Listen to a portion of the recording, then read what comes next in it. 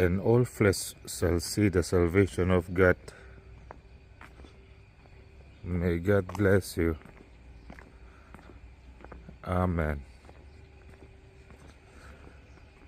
Tin mi zong zong in Pathian chandam na chu an muang ati ti ziak ang khan mi zong zong in Pathian chandam na chu an muang